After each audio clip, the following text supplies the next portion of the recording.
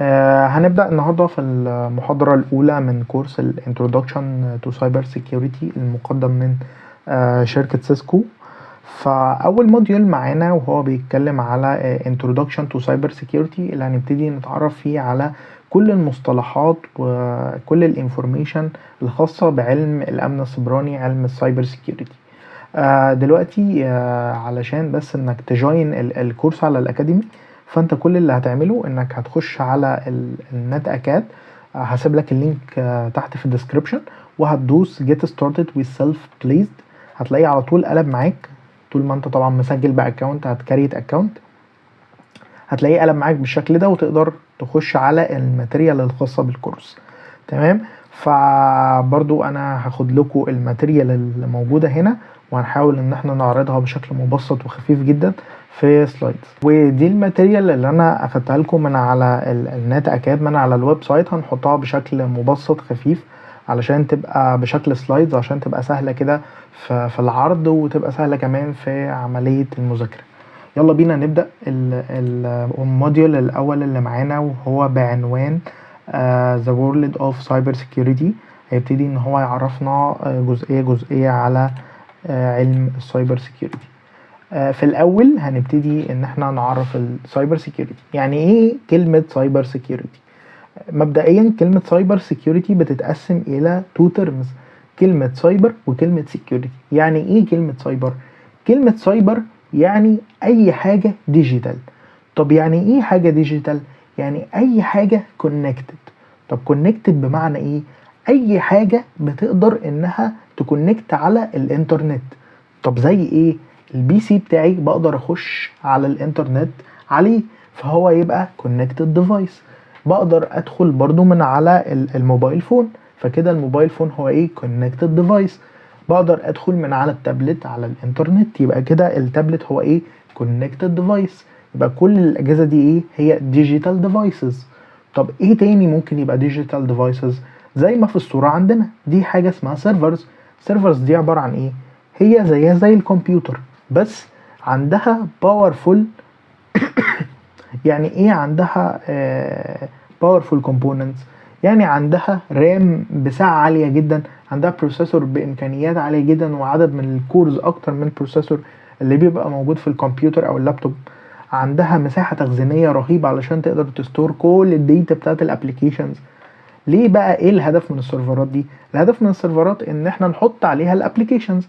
الويب سايت اللي انت بتخش تزوره، يعني ويب سايت زي الفيسبوك، هو موجود فعليا على سيرفر.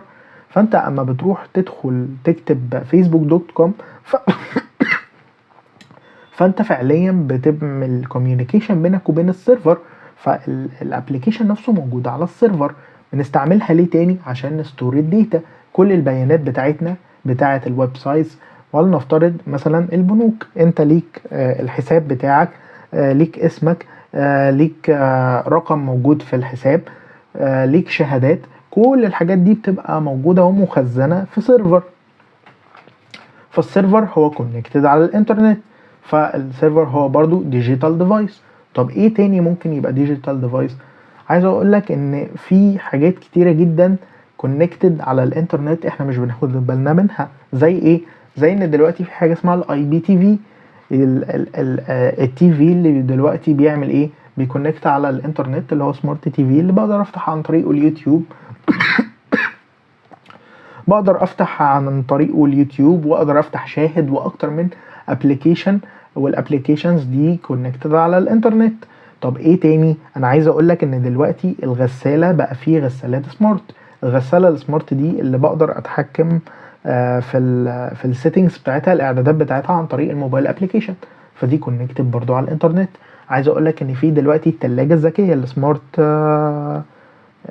فبقدر اعمل عن طريقها ايه؟ بقدر ان انا برضو اكونكت على الموبايل، واقدر اعرف في كل رف من رفوف ايه الايتمز اللي موجود عليه. لو نفترض لو صف فيه جبنه رومي، في عيش، فعن طريق سنسورز معينه بتديتكت الحاجات دي، بقدر اعرف على الموبايل ابلكيشن ايه المحتويات اللي جوه التلاجة. ايه تاني؟ في حاجه اسمها عندنا سمارت هومز، عايز اوريها لكم. السمارت هوم بقدر اتحكم في الاضاءه عن طريق الموبايل ابلكيشن. بقدر اتحكم في الستاير، بقدر اتحكم في كل حاجة في البيت عن طريق الموبايل ابليكيشن. وده حاجة اسمها اي او تي، انترنت اوف ثينجز. اي نون كمبيوتر ماشين، يعني مثلا اللمبة اللي بتحكم فيها عن طريق الموبايل، الستاير، التلفزيون، كل الحاجات دي بنسميها نون كمبيوتر ديفايسز. ايه الميزه بقى من الديفايسز دي؟ ان طول ما انا بقدر اتحكم فيها عن طريق موبايل ابلكيشن ويطلع لي بيانات، والبيانات دي اقدر احللها، فده بنسميه انترنت الاشياء، انترنت اوف ثينجز. نرجع تاني نتكلم برضو على السايبر سيكيورتي. طب كده عرفنا ان مصطلح سايبر هو اي حاجه كونكتد على الانترنت، الديجيتال ديفايسز. طب ايه بقى سيكيورتي؟ سيكيورتي هو حمايه كل الديجيتال ديفايسز، حمايه اي حاجه ديجيتال، حمايه اي كونكتد ديفايس، حمايه اي ديفايس كونكتد على الانترنت. من مين بقى؟ من الهجمات السبرانيه اللي بيعملها مين؟ اللي بيعملها الهاكرز. طب مين هم الهاكرز؟ اي حد بيحاول يدخل على السيستم ويعمل دخول غير مصرح ليه. تمام. تعالوا ناخد التعريف اللي حطاه سيسكو في الاكاديمي. فهو بيكلمك على السايبر سيكيورتي هي مجموعه من الجهود to protect the individuals، to protect الاشخاص، الاورجنايزيشنز، المؤسسات، الجفرمنتس، الحكومات، من ايه؟ من الديجيتال اتاكس. اي اتاك على اي ديجيتال ديفايس. وقلنا ديجيتال ديفايس اللي هو ايه؟ connected device to the internet. من ايه؟ من الاتاكس، من الاتاكس اللي هي بتحصل باي مين؟ باي ايه؟ باي الهاكرز، اللي هم بيعملوا ايه؟ دخول غير مصرح ليه على السيستم. طب يعني ايه دخول غير مصرح ليه على السيستم؟ نفترض انك عندك الحساب في البنك، بتقدر تتابعه من عن طريق الموبايل ابليكيشن. هل ينفع حد يدخل على الحساب بتاعك ويشوف انت معاك كام في الرصيد؟ ما ينفعش.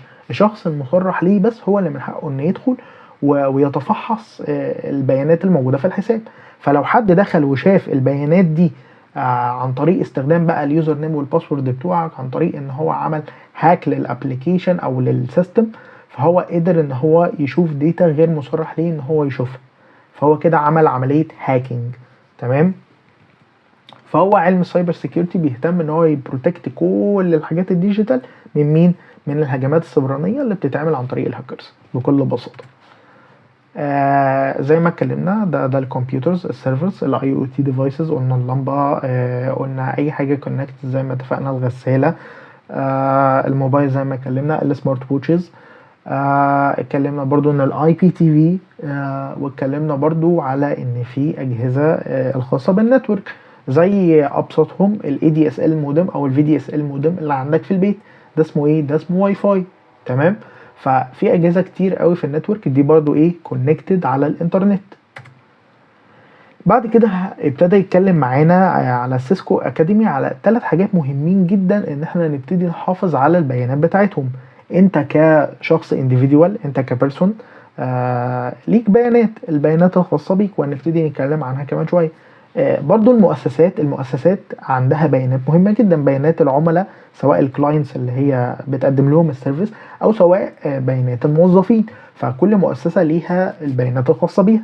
لو هي مثلا مؤسسه بتقدم، ولنفترض مثلا ان المؤسسه دي بتقدم خلطه سريه لحاجه، فهي عندها بيانات كتير خاصه بيها، فبرضو البيانات دي مهم انها تحميها.